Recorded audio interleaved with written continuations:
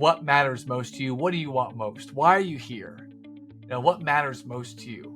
If you don't know that, you asked them once when you interviewed them 3 years ago and you haven't followed up. That's why the culture is what it is. People, when you know what it is that matters most to them and you frame, here's how we can support you and help you get that by working here.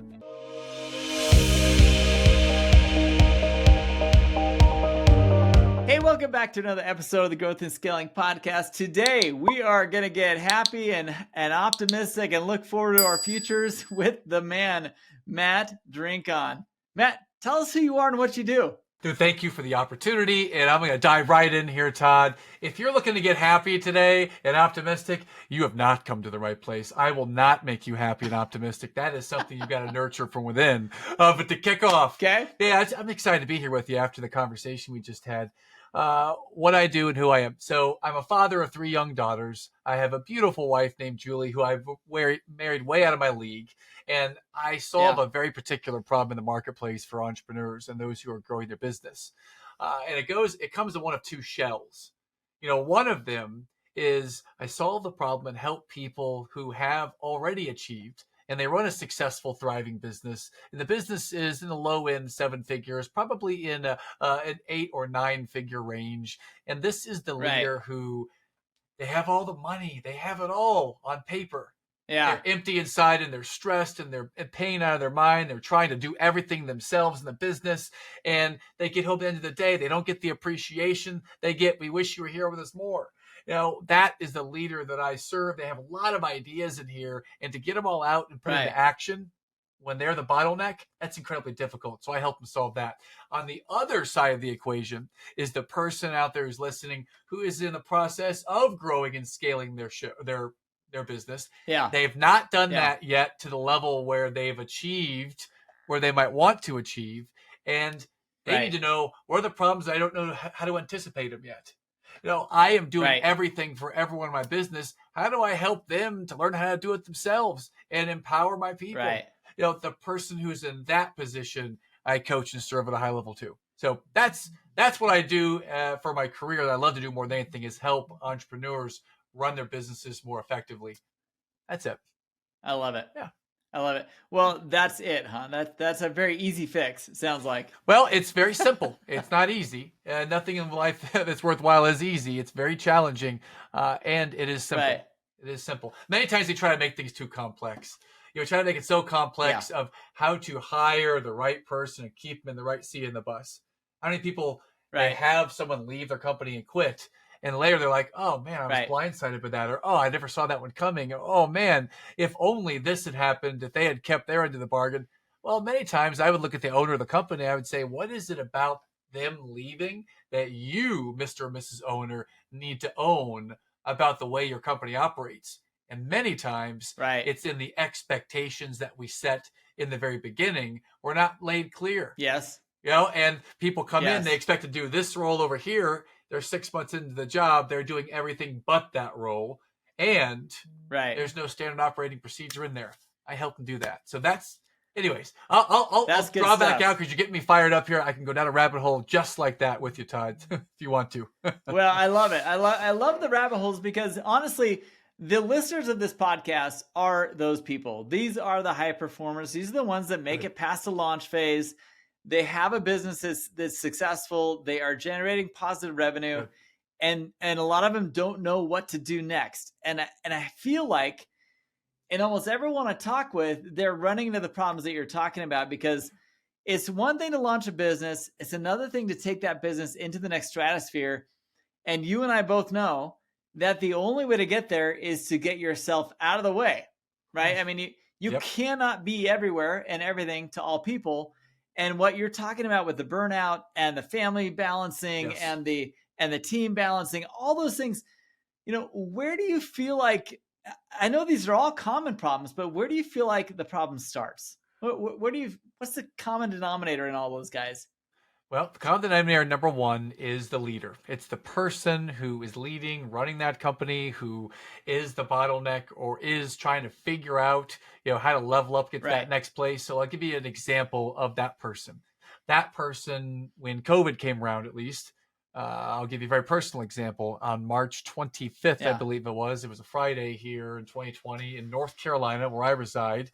And there's an order that came out from the governor saying, stay at home, meaning you cannot leave your house unless you are an essential worker. I think people around the country probably Wow. resonate Yeah. with this idea, because it probably happened in a bunch of different states. Yes. And I was in that as well. And I know I was already working from home, so I was going to be okay with it. But the challenge was my wife was working 30 minutes away in downtown, and she couldn't go to work Right. anymore. And we had a full-time caregiver come in to nanny and be present with our kids during the day. And she couldn't come here. Right. Right. So now the challenge shifted. And plus, COVID's happening, and paying for executive business coaching is not exactly the same as keeping the lights on. Paying for your employees. I thought I was going to be out of Fair business. enough. So here's the answer to your question. And I felt it full on when I came to this realization that what happens if all my clients leave me? And that is an example of what you might call fear thinking or deficit thinking, where the problem becomes larger in life. It hasn't even happened yet, and it's become so huge in your mind that you start to take reactions out of fear. Right. So I went to that place, and I'm an eternal optimist. So I'll be very transparent. I'm an eternal optimist. I always think the positive thing, what I can learn from this scenario. And at that moment, I had this big ball of fear, and it was crushing. And if your audience has ever had a crushing ball of fear well up inside of their chest and the side of their throat, they're like, they can't breathe. That's what it felt like for a minute when, man, now what are we going to do? And then here's how you take the win. Here's how you make yourself the hero. And if you don't know how to do this, you can reach out to me, or you can study the subject, or reach out to Todd, or any number of people who can and have done this successfully. Is I switch the thinking from that fear deficit to playing offense. And the question, and this is the key thing, if your audience is not driving, then I would take notes here. The question that guides you is the thing that shifted the whole trajectory of my business. And the question that guided me was this: how might we double the size of our business in half the time during this season of life that we're in? And that was very intentional, all of that, half the time, because now instead of coaching all day from home virtually, now I can only do that half the time. So my wife's half the parenting, and I'm doing the other half of the parenting duties during the daytime. Makes sense. So half the time to actually add value to clients over a coaching call like this, right? So that's one. And then number two, we still had ambitious growth goals, even though some stuff happened in the world, right? So we didn't want to stop doing that and just try to maintain. We wanted to keep growing and do it in an environment where I had to work half the time I was used to working. How do we do that? That's the key thing, is to ask yourself a question that plays offense to where you want to go, rather than a question or a thought that only takes you into one place and it's a very defensive, reactive position. We wanted to keep playing offense, so we did that. And like the story that you shared with me, we played this offense in COVID, and I started to reach out to everyone that I could think of. And that list, Todd, it was everyone on my LinkedIn, my Facebook, my Instagram, everyone in my cell phone, which is 880 people alone right there. So reach out to all those people, see if I can add value, offer a conversation with them, no charge, just check in and connect and see.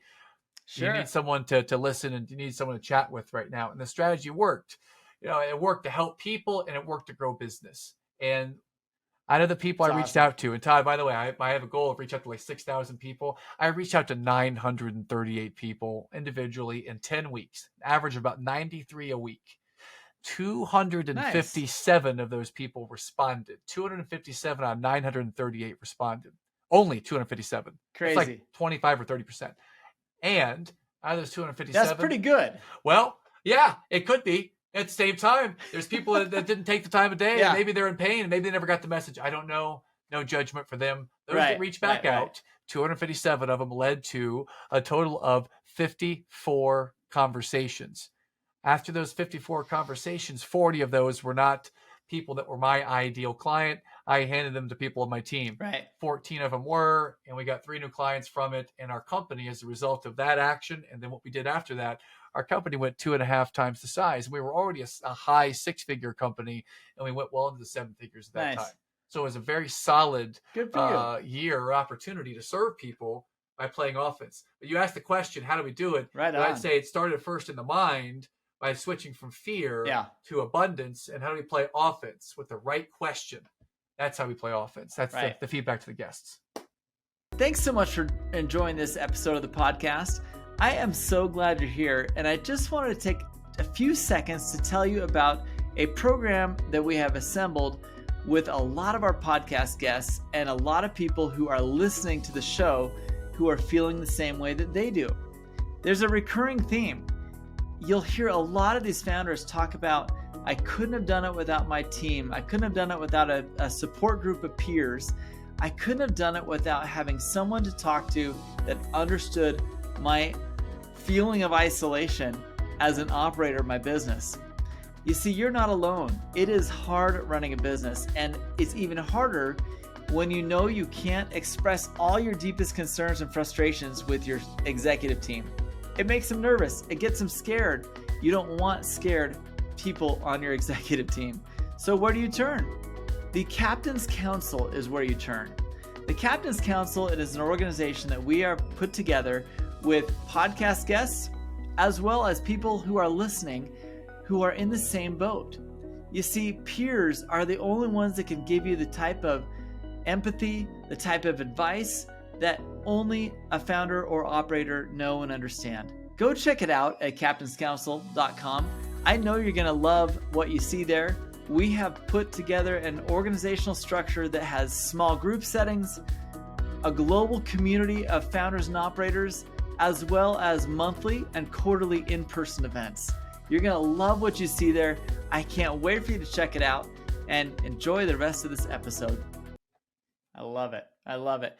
I absolutely love it because, so many people are out there trying to build, trying to grow, and they are hitting that fear moment where they are feeling like, holy crap, what do I do? I can't control the marketing. I can't control all the sales day to day. I can't do customer service. Where do I get out of this bubble? And you are exactly right of jumping into the offensive mode and building a strategy, building a team. I feel like, and maybe you can extrapolate on this, but I feel like every time I feel overwhelmed, it's generally because I don't have a strategy or a plan. And the moment I put together an actual plan, like you had this list of 880 people plus your LinkedIn plus whatever, you had a plan to execute. And now you're focused on the plan. You're not as overwhelmed. You're like, here's my plan. This is what I'm going to do. How do you help people visualize and set that strategy in play for them so that overwhelm goes away and the fear leaves them and they feel motivated and excited about what they're doing? You're saying the triggering word overwhelm. And then how do we help them to get to a place where they're excited by their vision and not overwhelmed by all the obstacles in front of them? And as a coach, I'm putting my coach hat on for a minute. Remember, this is what I do for a living. So it's entrepreneur running a business. It's also coach. So here's the coach mode. Is I ask myself a couple questions. And the first question is, if I look ahead and I wave my crystal ball, I look into it and I'm peering into the future. Right. And Todd, here's what I see. In 3 years, I see blank. And, tell me more. Yeah. So whatever it is that you're looking to visualize, give yourself a timeline, say 1 year, say 3 years, and tell me what success looks like to you. Right? So I start with that by doing a visualization exercise / question where I ask, what is it that success might look like to you in a year or 3 from now? And whatever they share, and this is the same for every person, doesn't matter. We've got to start somewhere. I ask everyone that same question. They share the answer. And then from there, I keep asking them, tell me more, paint in some of those pictures, those details. I remember a client one time telling me they wanted to grow a business where they were doing retail car trading online, and they wanted to sell cars. They wanted to sell them online. They wanted to do these big brands, and in talking to them about their vision, they shared this great big vision of what they wanted to do. Okay. The second question is, what are the biggest challenges that might try to slow you down or stop you? What are those biggest obstacles? So let's get really clear on those. Here's the coaching tip of the week for those of you leaders out there that might apply this to your team or apply it to yourself. Whatever you say the challenge is or the barrier, the obstacle is, okay, tell me more. Okay. Anything else? So get the second one out. Okay. Tell me more. And then anything else. And usually it's the third or fourth time you say anything else that someone goes a little bit deeper than the surface and they share what the real challenge is. This works just as well if you sit down by yourself and you ask yourself those questions. So, I mean, if we're in Wow. overwhelm right Okay. now, if you are overwhelmed right now and Right. you're running a business, you're like, man, I don't have any time to sit down and go and do some thinking and work through this because I just got to keep going. Right. I got bills to pay and all this stuff to happen. Right. Well, if you just responded in your mind with, I've got so much overwhelm, I don't have time to stop and sit down and think, then you've just hit the reason Right. why it's important that you sit down and Right. think as soon as Right. possible. And if you're operating in that place, you're not operating like a true CEO. You're operating like a bootstrap CEO Right. from the ground up, doing everything yourself. Where when you Totally. operate in the world that I get to play in now, because I've seen others do Yeah. it, I've been coached on it. The CEO activities are the ones that are the strategy, the big level thinking activities. And if you don't have time for those, you're not making time for those, you're still down there trying to resolve client number, 15,000 on the list and trying to talk to them for an hour or two to resolve a problem about something, then you know what? I'd say good for you that you're serving that client, making them happy, and poor for all of your employees and your business and your family, because you're going to have to take the time you spent with them and stay back in the business and take away your time from everyone else. And the challenge is, how are you going to develop a system and a strategy to use your most powerful asset, which is your thinking? And to use that on a consistent basis to grow. And that would be the solution to overwhelm, is to use that. And it may lead you to a place where you did what I did, which is hire people.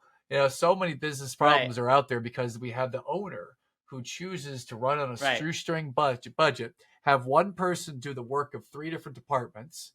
And if that person, when they get to the burnout overload stage, which they will inevitably, right, and they quit, the next person that comes in for this job description finds that they're doing 3 other jobs as well. That's how you stay stuck in the rat wheel, right?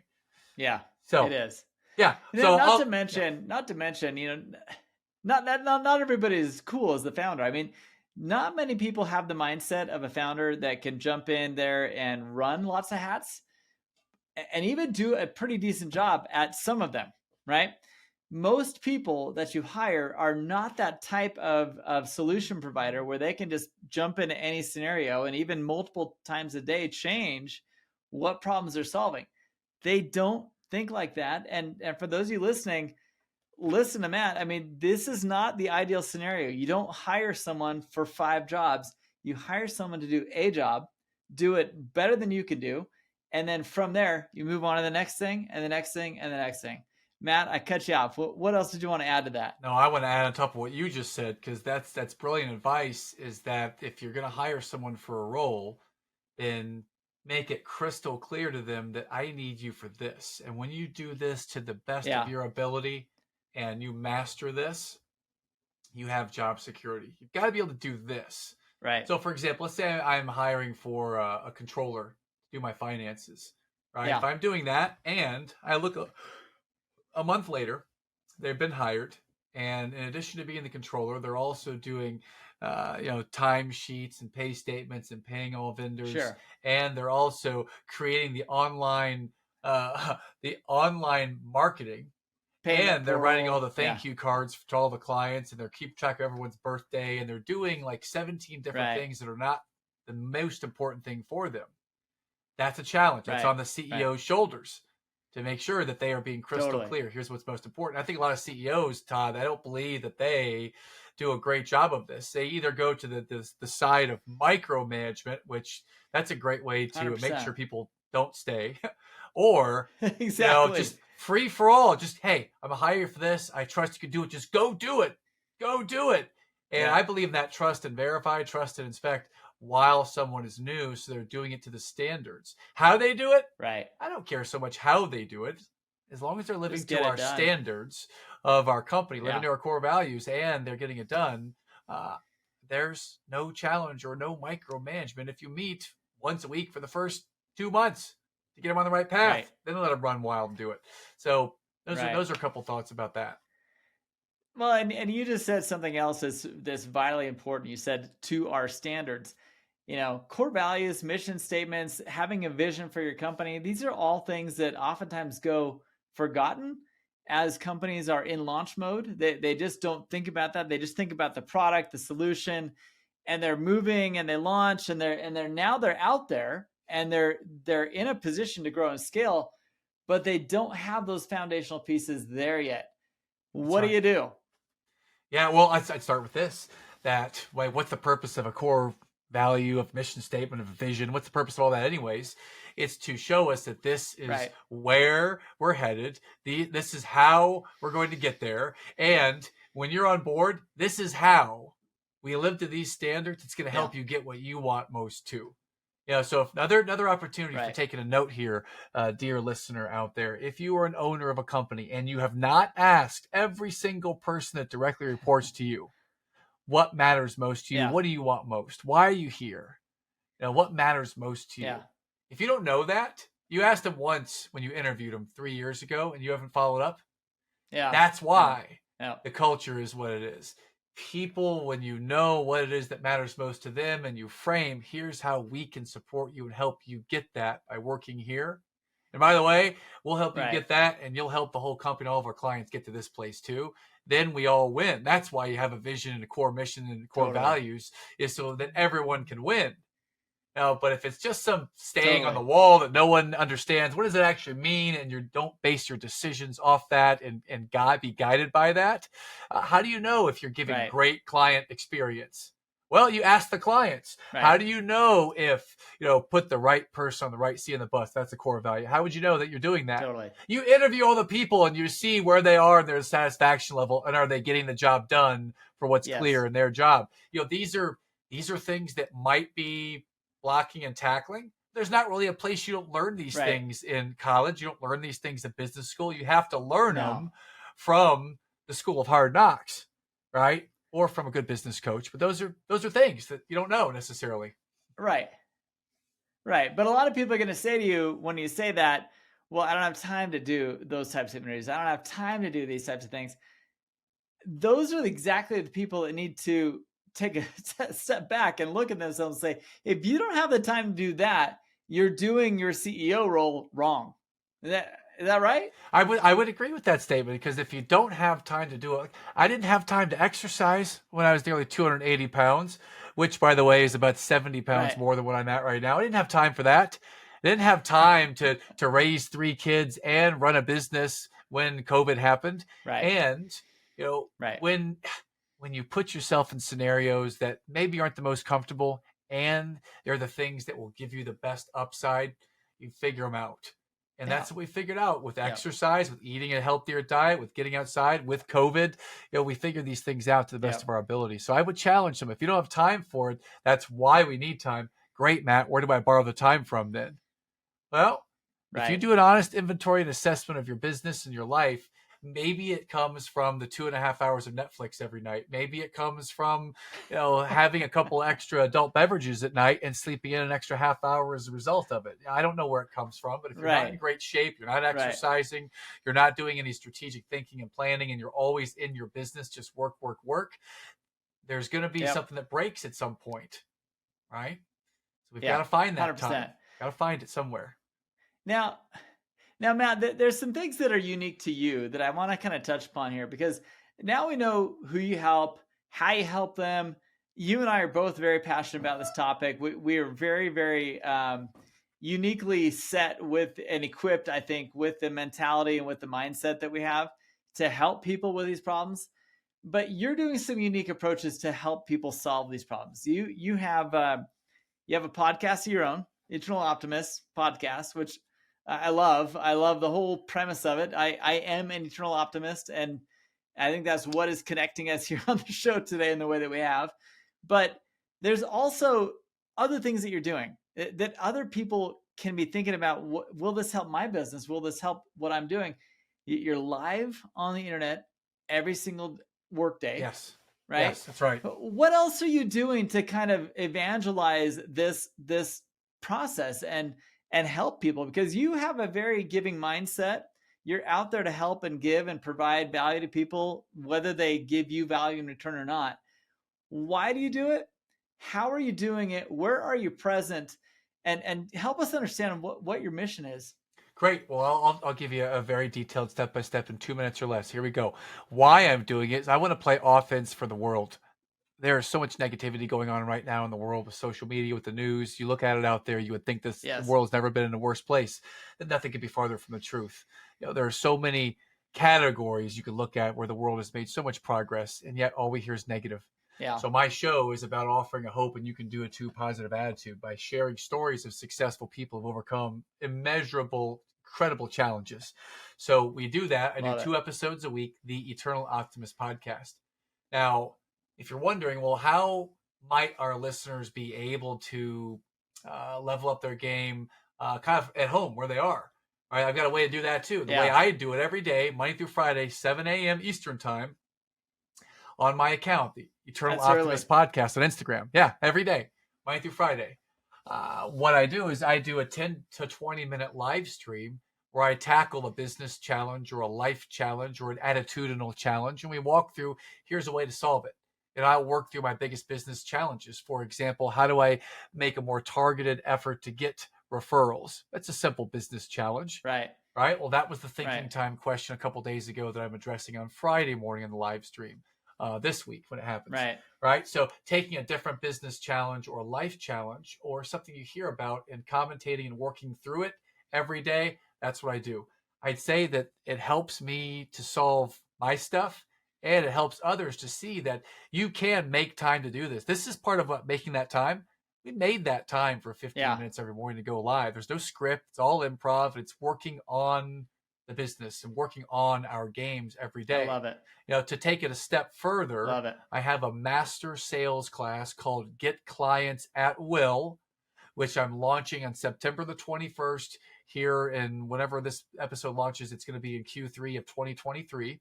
And I'm going to accept 12 to 15 people in this first pod where we're going to work on getting clients at will. From the moment you have that first appointment through onboarding, through getting referrals and creating raving client fans, it's getting clients at will. So if your average sale is anywhere from $2,500 to, I'd say, $125,000 a month with a client, then sign up for this and I'll show you how I've done those types of numbers over the course of the last 25 years and helped a lot of people and served a lot of clients. Love it. So check out my Instagram. Love it. Yeah. Love it. Matt, this is fantastic stuff. The content today, fantastic. The topic, I think it went right where both of us wanted it to go, and I think we've been able to help some people. For those of you listening, if you haven't done so already, go check out Matt, follow his podcast, jump onto his social media, figure out what he's up to, because you cannot do this alone. You need people like Matt. You need people like peer groups. You need things that are going to help you accomplish more than you can by yourself. And it's hard to ask for help. Let's just face it. So find these people. Find people like Matt. Find people like a counsel or a peer group and start putting your game plan in order of how you're going to grow and scale effectively.